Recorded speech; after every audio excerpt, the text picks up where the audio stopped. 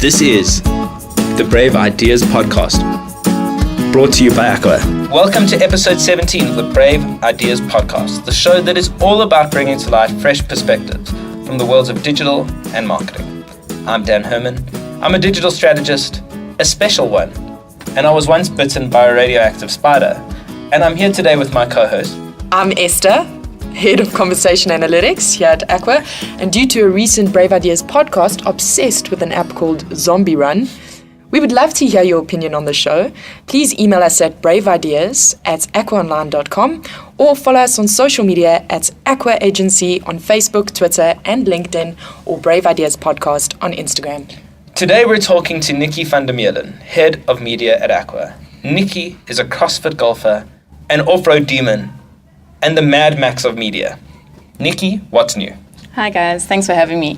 So Dan, more to the fact of what's not new, but is trending kind of in the media industry at the moment, with something called programmatic media.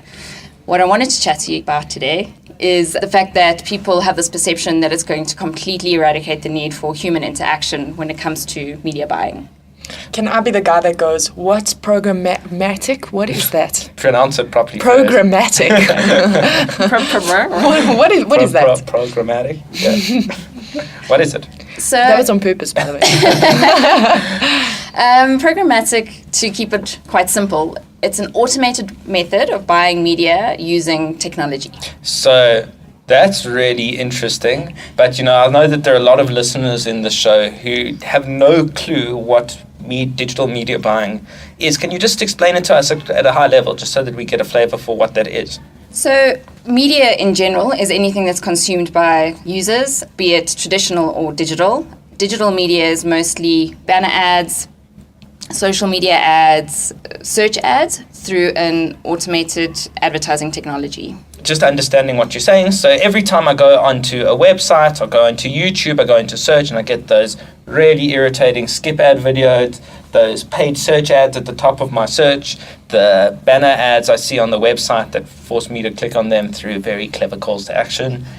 That's you. That's us. Okay, cool. So that's really interesting. So if in terms of understanding media now and understanding programmatic, to use Daniel's favorite phrase, if I hear what you're saying, we're going from human to now technology doing that on our behalf. What does that difference bring? So it makes things more efficient, really. So it allows you to automate a lot of things that used to be manual, and it brings in efficiencies so that you can spend time on more valuable things like mining the data, understanding the insights and what they mean.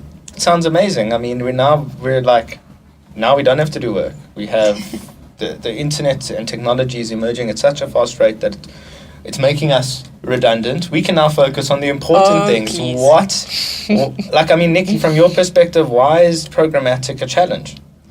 I think it's a challenge because mainly clients don't understand what it is. They're still trying to understand this massive world of digital marketing and what it means for them and their business. So they're trying to understand the fundamentals, and we're now bringing in programmatic, which is taking the fundamentals, putting it at scale, and adding all these other different criteria, trying to be as relevant to the consumer as possible.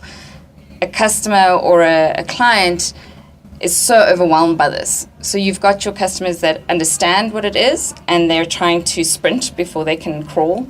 And then you've got your clients that are digging their head in the sand because they just want it to go away because they don't understand what it is. So, I'm still trying to work out, why would there be this fear? Because I get what you're saying in terms of the fact that it's a new technology, it's changing things in terms of how they're perceived, and what you're saying is that they clearly don't understand the basics of media enough to be sprinting. But programmatic sounds to me, from what you've explained to me, like a really easy and potentially cost-effective way of buying media. So, is it not a case of simply putting it into those sort of simple terms for clients so that they understand it? Definitely. So, as I alluded to in the beginning, this isn't new. If you look at Google AdWords, that is real-time buying, it's bidding, it's effectively programmatic, but it's using one system. So the technology is not really new. It's just client needs to understand how it benefits their business. And I think we haven't been showing them the value that they can get and explaining it to them on a step-by-step basis and showing them what it means incrementally at the end of the day to their business. And that's where it's confusing them. We're asking them to invest in this media or this technology that's going to do great things for them, where we haven't actually taken them back to the basics and actually held their hand through the process. I think we historically, just as digital marketers, make things complicated for clients, and we always try and sound so smart, but the more we do that, the less our clients are going to understand, the less they're going to understand the value it has for their business, and we're going to be stuck at square one again. So if we're doing all this hand holding and we're taking them through the process and we're easily able to show clients, what it actually will do for them, what does that mean in terms of you having your job still? So a client goes, oh, okay, this is technology. I can actually just, employ the technology and not the person. Good question. The thing with this is that to run programmatic media or any real-time and automated media effectively, you need to have the fundamentals right in terms of analytics, first of all, your social ecosystem. There are many other factors that tie into being able to run media effectively and in a programmatic way. And if they don't have those fundamentals and basics right, they can employ the system, but it's just not going to work the way it needs to, and it's not going to offer the value the way it needs to, because the client hasn't sorted out their basic fundamentals on other channels. I think it's really interesting, just this point around the discussion. I think broadly we're talking about clients. We're talking about a lack of understanding and education around media types and best practice in terms of generating the media. But we're also talking about, and I know that with our clients, we have very big clients with big systems that we only do one element for them, and that element could be just Google search, while they have a much broader ecosystem that needs to be managed, and we can't control that full value chain, digital value chain, to show value, which I think is the point, right? The point is that we can't show value. We can recommend programmatic, but until such time as we can demonstrate the value of that programmatic approach, it's always going to feel like a pipe dream. How do we do that? I mean, how do we change mindset and change enormous systems in large companies?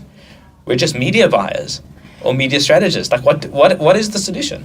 So I think the solution is an integrated approach from an agency perspective.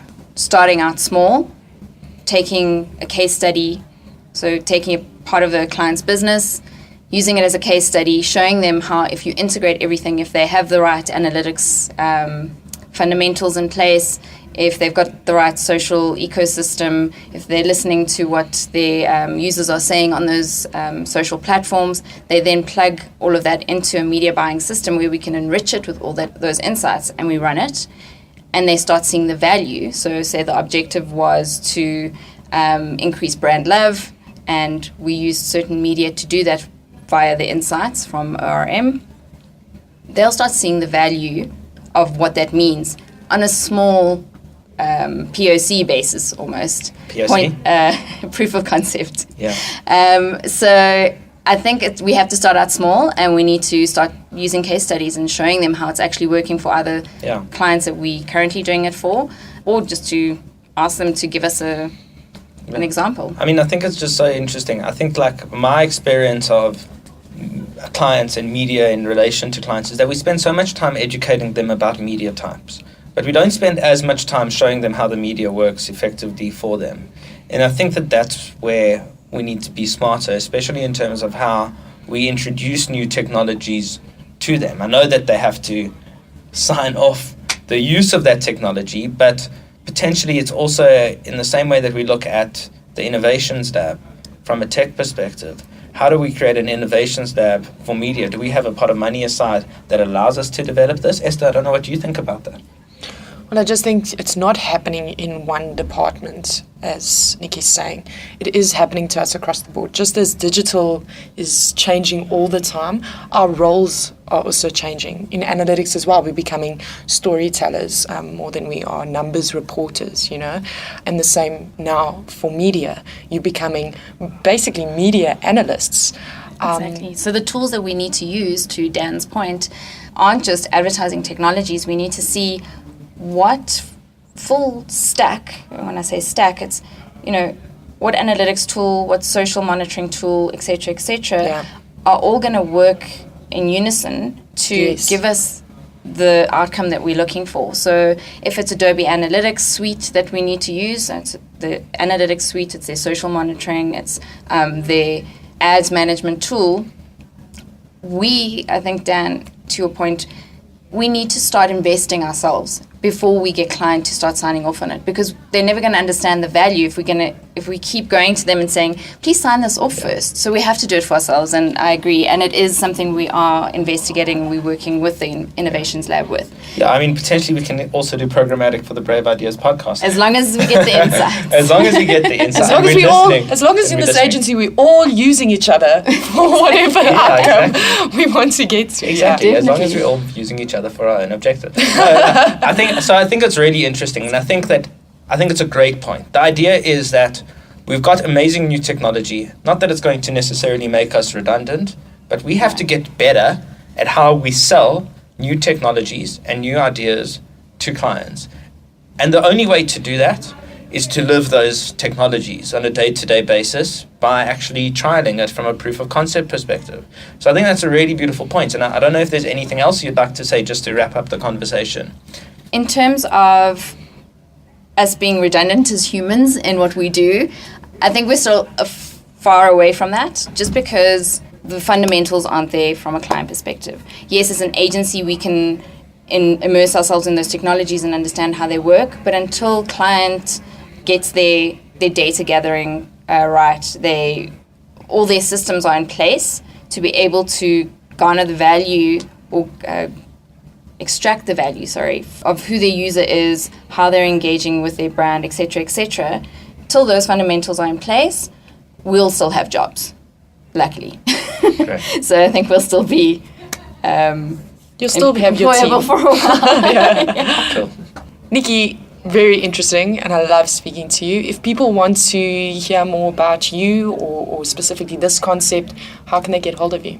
You can get hold of me either internally at Aqua on my email address. It's Nicola V, Nicolav @aquaonline.com.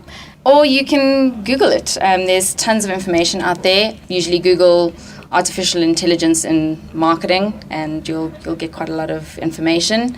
As I was saying to Esther, don't click on the paid ads at the top of the page, because they might be our clients, and you might cost us some money. You'll skew the results. Exactly, you'll skew the results. So try and look for the organic link. That's the one that doesn't say ad. But yeah, that's kind of where you can get some more information. Awesome. Thank you. Now let's move on to this week's innovation.